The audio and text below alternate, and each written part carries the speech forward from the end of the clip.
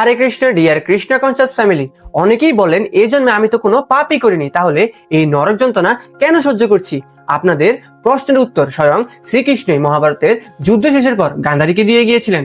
মহাভারতের যুদ্ধ শেষে গান্ধারী শ্রীকৃষ্ণকে অভিশাপ দিলেন, আমি যে কষ্ট যন্ত্রণা সহ্য করছি তুমিও তোমার সব হারিয়ে একদিন এইভাবে একাকী মৃত্যুবরণ করবে।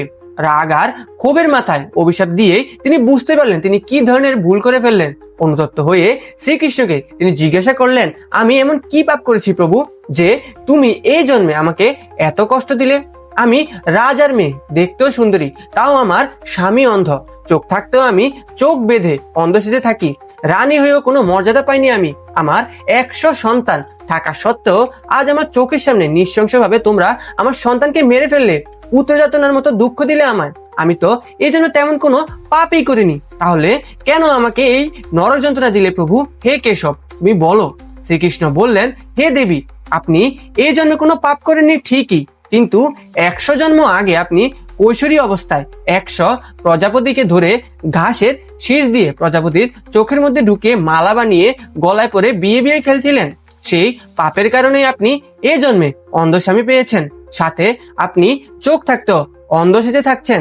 সেই 100 প্রজাপতি যাদের আপনি নৃশংসভাবে মেরে বিয়ে খেলছিলেন, তারাই এই জন্মে আপনার সন্তান রূপে জন্ম নিয়ে আপনাকে সন্তান হারানোর দুঃখ দিয়েছে। দেবী, আপনার তো আনন্দ করবার কথা, প্রতি জন্মে তিলে তিলে আপনাকে এই নরক যন্ত্রণা পেতে হয়নি। গান্ধারী হতবাক হয়ে রইলেন, 100 জন্ম আগের পাপের শাস্তি এই জন্মে দিলে প্রভু? এই প্রশ্ন করলেন গান্ধারী। তো শ্রীকৃষ্ণ বললেন, আপনার কর্ম অনুযায়ী পুণ্যকর্ম শেষ হলে পাপের কর্মের শাস্তি পান, আপনার পুণ্যকর্ম শেষ হতে আপনার পাপ কর্মের শাস্তি পেলেন আপনি। ধৃতরাষ্ট্র সব শোনার পরে বললেন, প্রভু আমি কি পাপ করেছি যে তুমি আমাকে জন্মান্ধ করে আমার 100 বীর সন্তানকে নৃশংসভাবে খুন করলে? শ্রীকৃষ্ণ বললেন, হে রাজন, আপনি 100 জন্ম আগে রাজা ছিলেন, আপনি এক বর্ষার দিনে শিকার করতে গিয়ে পথ হারিয়ে ফেলেছিলেন। হঠাৎ বজ্রবিদ্যুৎ সহ বৃষ্টির জেরে আপনার সঙ্গী পাত্ররা এদিক ওদিক চলে যায়, আপনি একা হয়ে পথ খুঁজতে থাকেন। এদিকে বনের মধ্যে হিংস্র পশুর আনাগোনা সাথে সন্ধ্যার সাথে নেমে যায়। আপনি একটা উঁচু গাছে উঠে বসেন, সেই গাছে বাসা করেছিল এক শুকদম্বতী পাখি।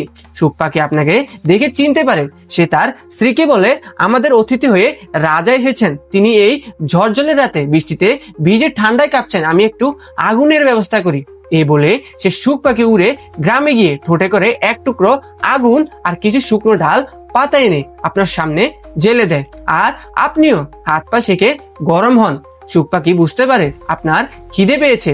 শুক পাখি তার স্ত্রীকে কেবল বসায় এবং অতিথি এসেছে তাকে খেতে দেওয়া উচিত, অতিথি সেবা নারায়ণ সেবার সমান বলে সেই বলে, তুমি সন্তানদের দেখো আমি আগুনে প্রাণ দিয়ে অতিথি সেবা করি।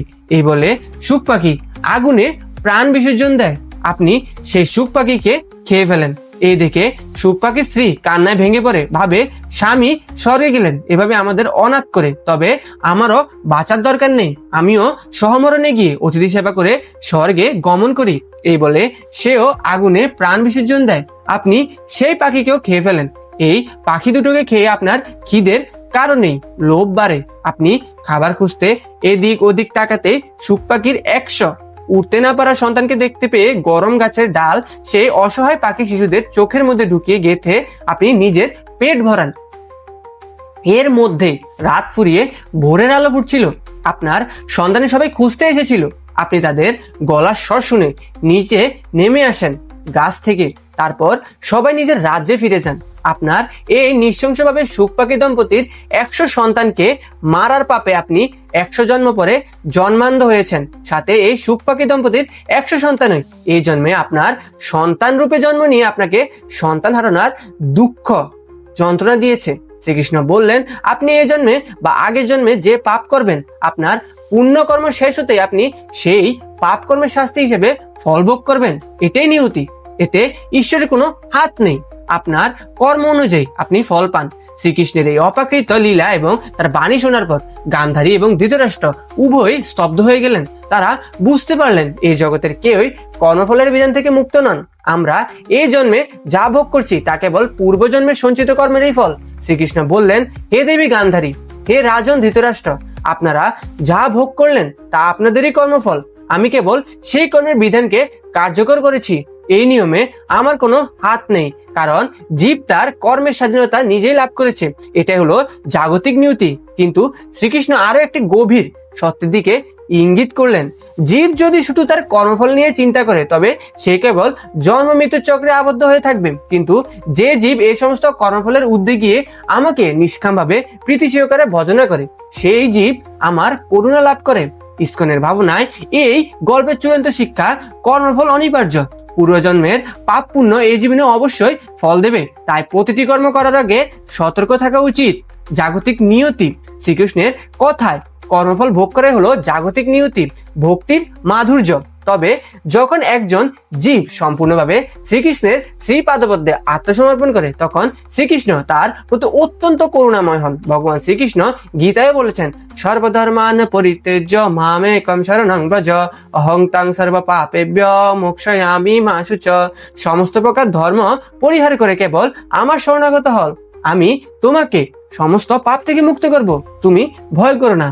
অতএব যখন জাগতিক নিয়তি এবং কর্মফলের ফল আমাদের জীবনকে জর্জরিত করে, তখন আমাদের একমাত্র আশ্রয় হলেন পরমেশ্বর ভগবান শ্রীকৃষ্ণ।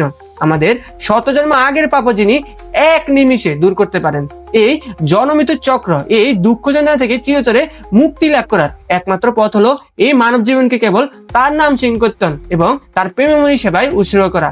হরে কৃষ্ণ কৃষ্ণ কৃষ্ণ হরে হরে, হরে রাম রাম রাম হরে হরে। এই মহামন্ত্র জপই পারে আমাদের কর্মফলের বন্ধন শিথিল করে, জন্ম জন্মান্তরের দুঃখ থেকে উদ্ধার করে আমাদের ভগবানের নিত্যধামে ফিরিয়ে নিয়ে যেতে। তাই ভিডিওটি ভালো লাগলে কৃপা করে শেয়ার করবেন এবং পারমার্থিক কাজে লেগে পড়বেন। জয় শিল প্রভুপাদ, জয় গুরু মহারাজ। হরে কৃষ্ণ।